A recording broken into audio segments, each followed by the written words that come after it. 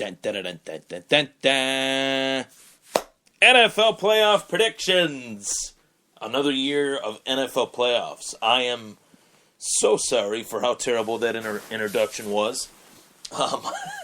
Another NFL playoff, another season in a few weeks, which will be coming to a close, which will lead to Super Bowl 51 in Houston. Very exciting stuff.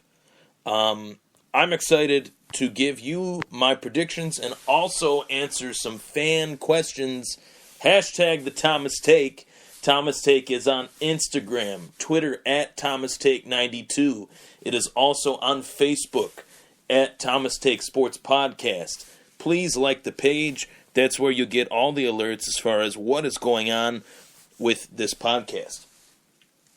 I'm excited to give you guys my predictions as far as what do I think will happen in the NFL playoffs. Now, this is how it works. The lowest winning seed in the AFC wildcard round will play the Patriots. The highest winning seed will take on the Kansas City Chiefs in the AFC. Both of those teams on the AFC side of things have the home field advantage, the Patriots or the Chiefs. They're the 1 and 2 seed. On the NFC side of things, the lowest winning seed in the NFC wildcard round will play the Cowboys in Dallas.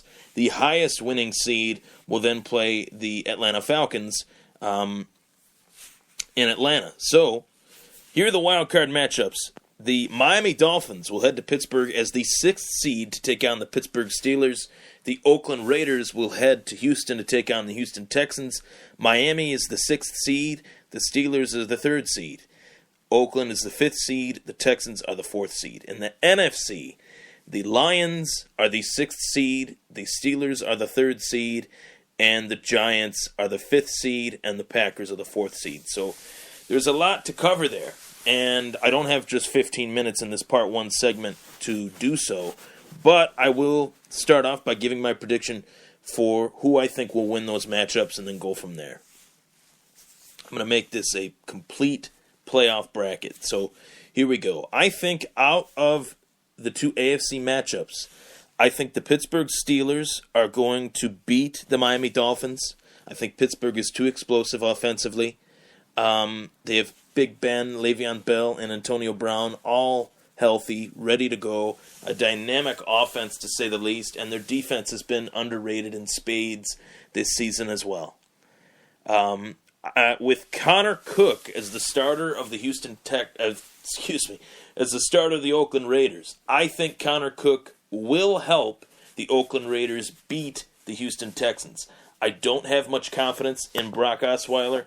I don't have much confidence in the Houston Texans, regardless of whether they're at home. I think the Oakland Raiders defense will step up for Connor Cook and make this happen. It's going to be a close game, but I see Oakland winning it in very exciting fashion.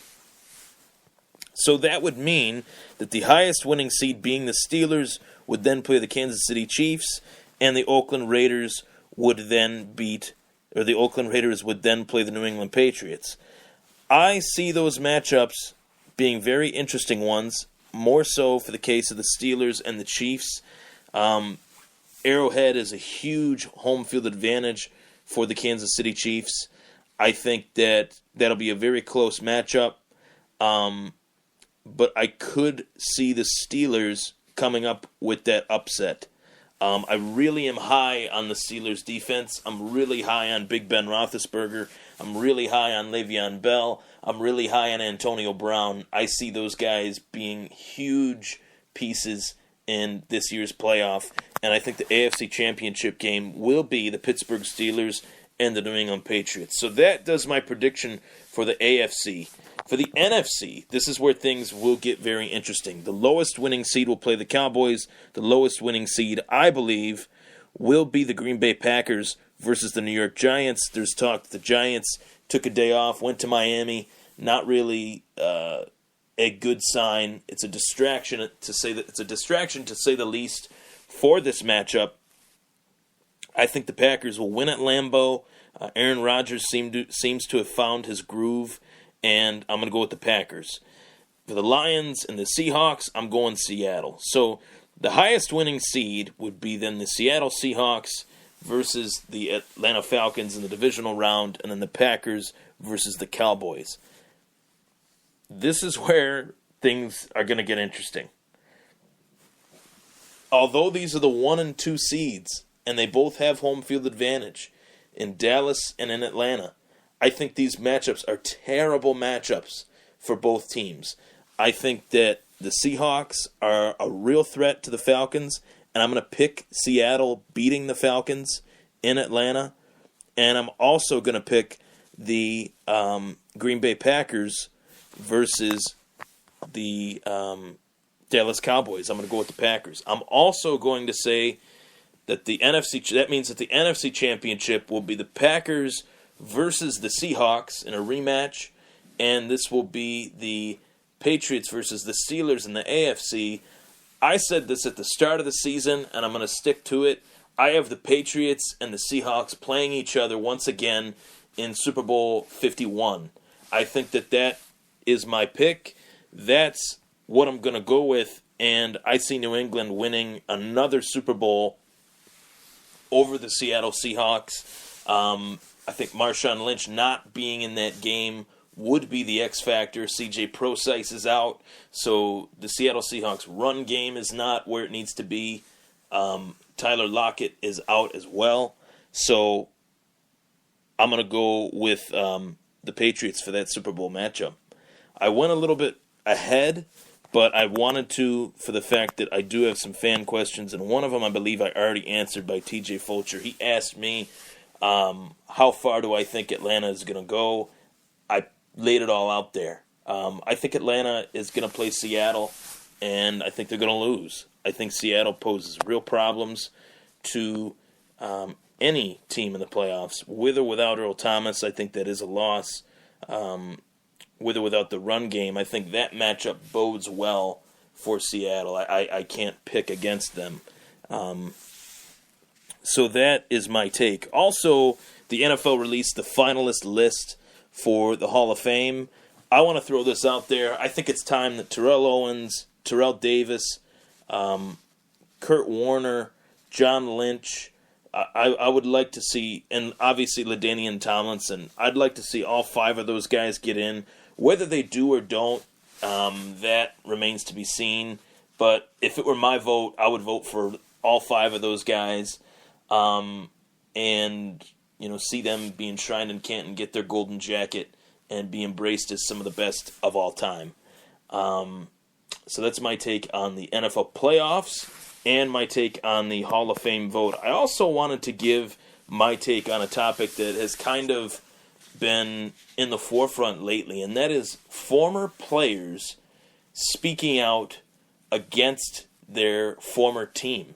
We saw Terry Bradshaw do it to Mike Tomlin, in the case that Mike Tomlin was not the coach that Terry Bradshaw thinks that he is. Terry Bradshaw doesn't see him as a real good coach in this league. And former Buffalo Bills quarterback Jim Kelly today made some statements in regards to the Bills, saying that the Bills will not make the playoffs until Tom Brady retires.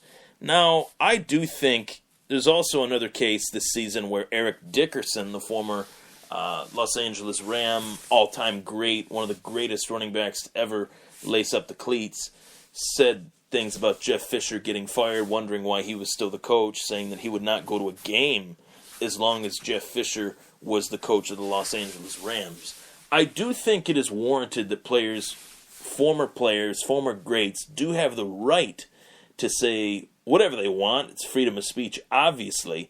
But it does not do the franchise any favors as far as putting that cloud over the franchise yet again from a former player. It doesn't look good to the fans. I think when great players speak, people should listen. But it's something that I think we're seeing too often. And football is different now than what it was when Terry Bradshaw was playing, and what it was when Jim Kelly was playing, and what it was when Eric Dickerson was playing. It's not the same. The game is a lot different. The rules have changed to an excessive point within Roger Goodell's commissioner tenure. And it's not the same game. So for the former players to say, A, B, C, and D, why their former teams are playing bad, it's not the same time frame. The things that made teams good back in the day, one huge contributing factor to why teams stayed together as long as they did was because there was no free agency. And free agency is a ginormous part of the NFL landscape today, and that started in the mid-'90s. So that is a huge factor. And I think that, former NFL players that were a part of an era that didn't have NFL free agency should take that into consideration. There's a lot more moving parts now. Just because you're drafted on a team does not mean you will stay there for more than your rookie contract. We've seen that 100 times over. We've seen that with the majority of the Buffalo Bills starting running backs over the course of their careers. Marshawn Lynch, Willis McGahee, to name a few. And this landscape is much different now. It's not the same. I do think Jim Kelly wants the Buffalo Bills to draft his nephew, Chad Kelly, from Ole Miss. He did have the ACL injury that plagued his senior season, his comeback season, and a season in which he did not need to come back to Ole Miss. I think there's a little bit of him that wants to see that happen. He wants to see his nephew kind of continue what he started at One Bills Drive. But who knows? Who really knows? Obviously, I would like to see the Buffalo Bills go after a realistic option, a realistic answer at the quarterback position, and I don't know when they will. I don't know if they will. Hopefully they do. The question is, Tyrod made a really great statement saying that he wanted to help this team win. He thought that he deserved the right to stay here. I did respect the fact that he kind of put the onus on himself, that he needs to get better in the ways that he thought he would have from year 1 to year 2. He needs to work harder on some of the things that he did not get better in. And I respect that. At least he has the cojones, so to speak, to put himself out there and say that that's the decision that he needs to make. Those are the things that he needs to do to make himself better. So, very exciting stuff. There you have it, guys. That is my playoff prediction. I think the Raiders are going to beat the Texans. I think that the Pittsburgh Steelers are going to beat the Miami Dolphins. I think that the Green Bay Packers are going to beat the New York Giants. And I think that the Seattle Seahawks are going to beat the Detroit Lions. Hopefully I get it right. Eventually I see a rematch. I believe it was Super Bowl 49 between the Seahawks and the Patriots. I see a rematch of that Super Bowl. It's Super Bowl 51, the best offense versus one of the best defenses in the game, still to this day. And obviously, it would be a different matchup. There's different factors now in what would be this Super Bowl matchup as opposed to the one of a couple years ago. No Marshawn Lynch on the other side. And one X factor for the New England Patriots is Michael Floyd, a great pickup by the New England Patriots, yet again, taking a chance on a guy that had fallen on hard times in one spot, coming off a down year, coming off a current down season up until this past week when he was a huge contributing factor as to why the New England Patriots won the way they did versus the Miami Dolphins. So take care, guys. That was the Thomas Take Sports Podcast Part 1. I will be right back for Part 2. We're going to talk a little bit about mixed martial arts and Ronda Rousey and the aftermath of UFC 207. Stay tuned.